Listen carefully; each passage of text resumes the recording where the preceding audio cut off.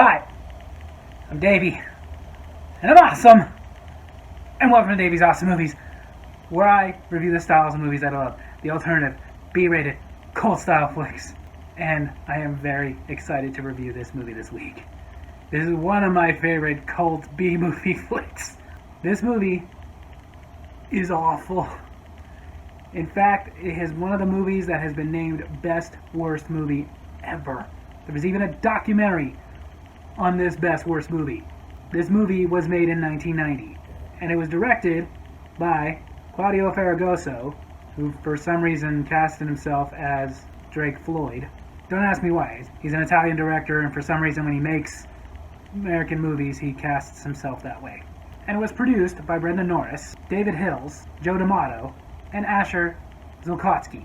And it was written by Claudio Ferragoso and his wife, Rosella Drudy, although he still casted himself as Drake Floyd and didn't give her a mention in the credits at all. And it was made by Filmirage, one of those companies that, like Troma, didn't make good movies. And it was distributed by Epic Productions. Ladies and gentlemen, for my money, the best worst movie ever. Troll 2. The movie Troll 2 opens with a grandfather, Grandpa Seth, telling his grandson, Josh, about goblins. Goblins don't need to justify their cruel acts. But what about trolls? Grandpa Seth tells Josh a story about a kid named Peter who was tricked into eating a concoction. These evil creatures can transform themselves into flesh and blood. And he tells Joshua in Troll 2 more about goblins. Goblins still exist. But what about trolls? And Grandpa Seth tells Josh how they turned Peter into a plant, which is their favorite food. Don't tell me they ate him, Grandpa. No, they turned him into their favorite food because food is so pretty. Of course they ate him, kid. They're vegetarians who turn meat people into plants instead of just eating plants. And trust me, that's not the only time you're going to look at this movie and go, that makes no sense. At that point, Josh's mother, Diana, played by Margot Prey, comes in to ask Joshua, who is played by Michael Paul Stevenson, why he's still awake. Grandpa Seth was telling me to stop. Yeah, Grandpa Seth is dead, and the only one who talks to him is Joshua. After reminding Josh that Grandpa Seth is dead and that he needs to get some sleep for their big trip in the morning, Diana goes downstairs to her husband Michael, played by George Hardy. Are the kids sleeping? No, they're more awake than we are. I really relate to that line. Diana tells Michael that she's worried about Josh. When I was a kid, I had an imaginary playmate too. Was your imaginary friend a dead relative too? Then we see a boy, Elliot, and his friends helping him sneak into the daughter, Holly's room. Holly is played by Connie Young. Oh! Release your instinct. He trying to turn me into a homo? Dude, getting kicked in your Captain Winky! is not gonna turn you gay. Trust me, if that were true, every guy in the world would be gay. And I will say, I've heard some weird homophobic things like this'll turn you gay, that'll turn you gay.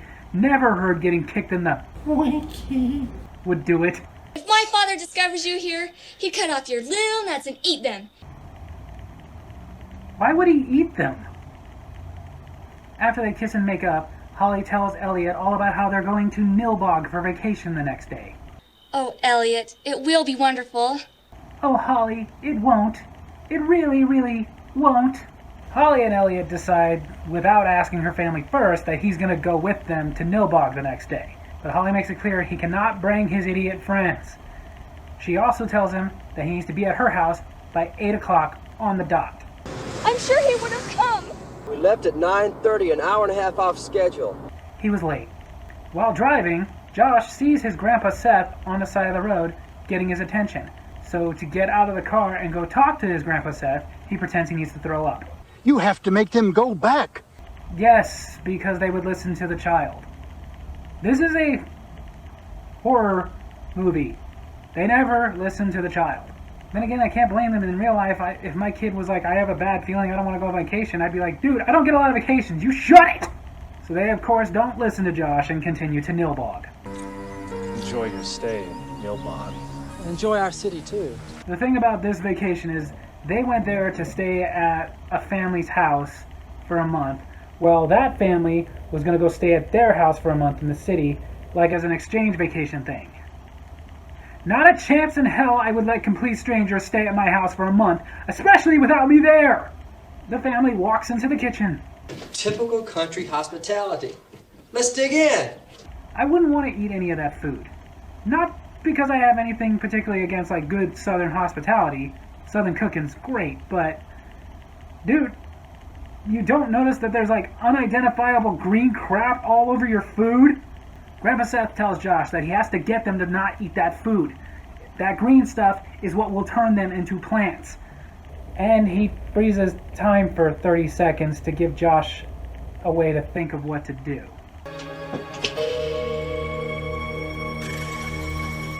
Okay, you have these kind of abilities, so why didn't you just warn the family before they left for Nilbog? And Josh comes up with an idea. I must do it! He peed on the food. Yeah, Joshes are like that. I remember when my brother peed all over our dinner, but it wasn't to warn us about anything. It was to throw a temper tantrum because he wanted fried chicken that night and my mom made meatloaf instead. So he lashed out and decided to be disgusting. Even more disgusting as I ate it. His father, Michael, is very angry about what he did. And you can't piss on hospitality. I won't allow it! Oh! Yes! Yes! One of the infamous lines of this movie. The next morning, Elliot and his idiot friends that he was not supposed to bring have come up in an RV. And one of his friends, Arnold, is outside the RV when he sees a woman running for help. So of course he goes to help her. You're human? She's running from the goblins, which makes me wonder why she's not running from the trolls. Like, where are they? There they are! No, it's not the trolls, it's the goblins, and Arnold decides he's gonna go take care of this. Get out of here, or you're going to be in a lot of trouble. Problem solved. Now so far you may be going like, who wrote this dialogue? An Italian director and his Italian wife who did not speak very good English.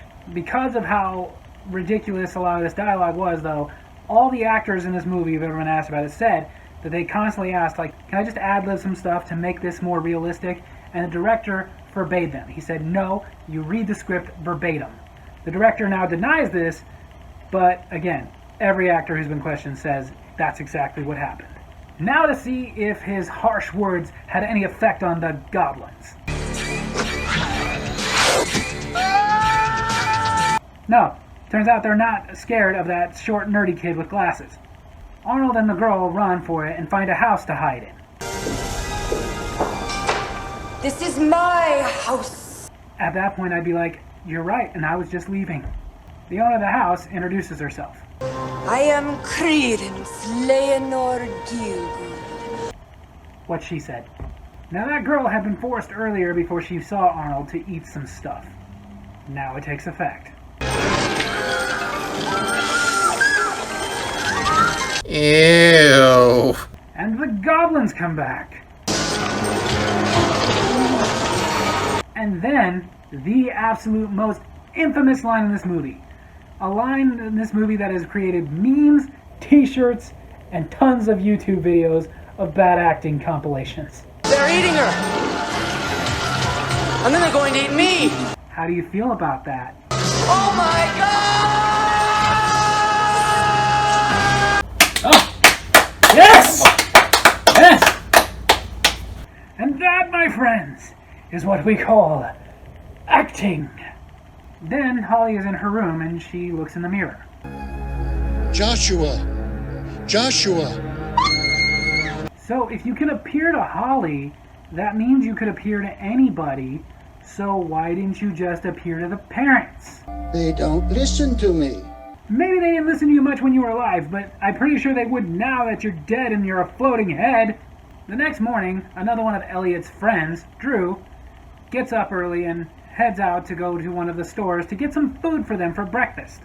On his way there, he gets picked up by the Nilbog sheriff, who gives him a ride. Are you hungry? No! He eats that sandwich and then they get to a general store. There's no coffee here in Nilbog. It's the devil's drink. The store owner is played by Don Packard, who only actually got this part because the guy who was originally cast never showed up for work. Then we go check in on Arnold.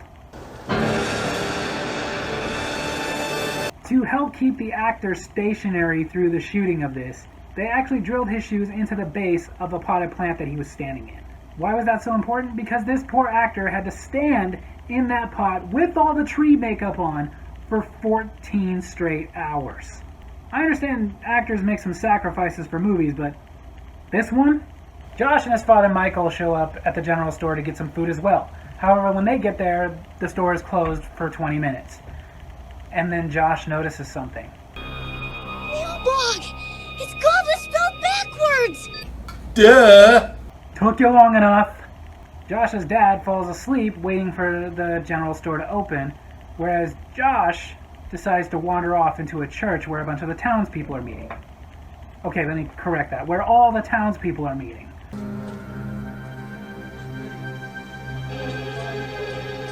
You forgot something.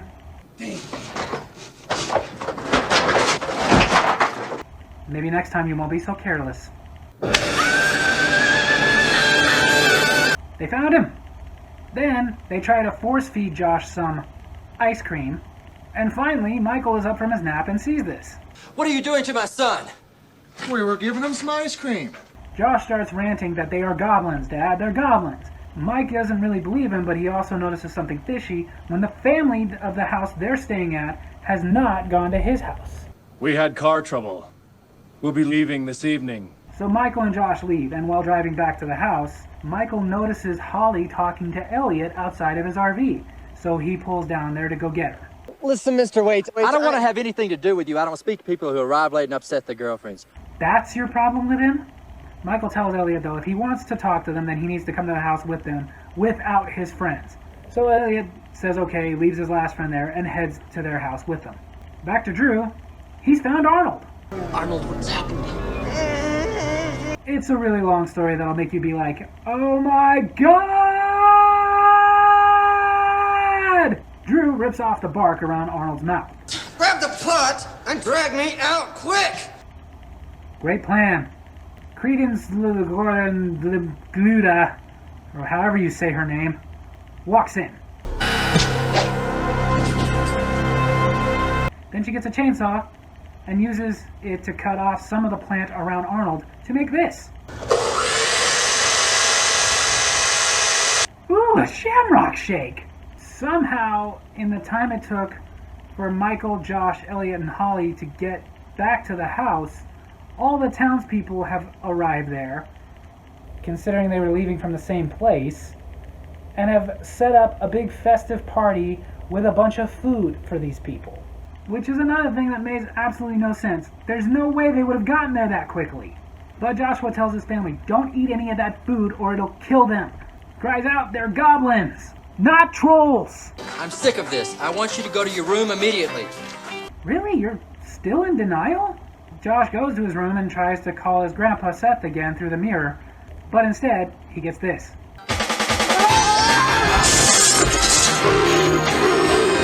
Downstairs, the humans, the real ones, are getting really creeped out. Don Packard in the background there, who seems like he has no idea what's going on, really has no idea what's going on. He talked about in the documentary of this movie that right after filming wrapped, he actually got admitted to a mental hospital. He doesn't remember filming a whole lot of the movie, and most of the movie where he was crazy was not an act. He was really mentally out of it. Back to Josh.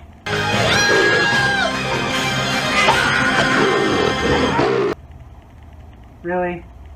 You could appear and cut off that goblin's hand, but yet somehow you could only talk to Josh and only through mirrors? Whatever. The goblin goes back into the mirror. It was Credence, the Goblin Queen. Don't worry, she grows her hand back. Now, Grandpa Seth has a plan. When the time comes, you light the wick and throw the bottle. I'll create some confusion with this. Nothing in this movie makes any sense. Just before Josh and Grandpa light the wick, the goblin preacher comes out and stops them, and also uses his goblin magic to send Grandpa Seth back to the afterlife. But right before he goes, he's got one more trick up his sleeve.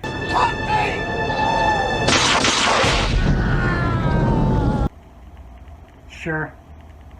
Michael sees the preacher on fire, so he grabs the fire extinguisher and tries to help.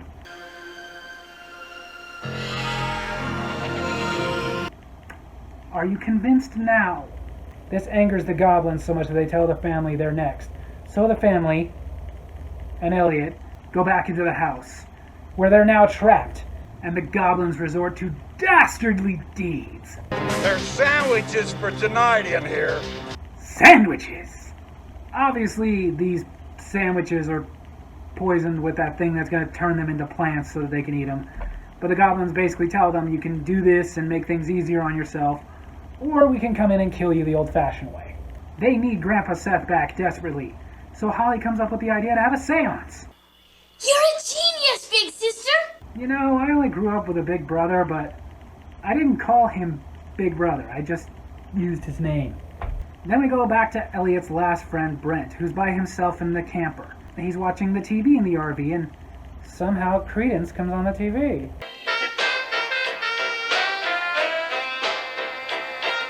Ooh, she's got corn. Credence tells him to come outside.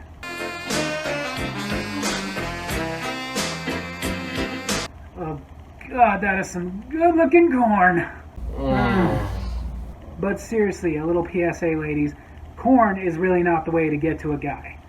You want to get to a guy, you gotta say something like, I got chicken. We don't care if you get it. He invites her inside and they, eat some corn. If you know what I mean. Yeah. And things start to pop.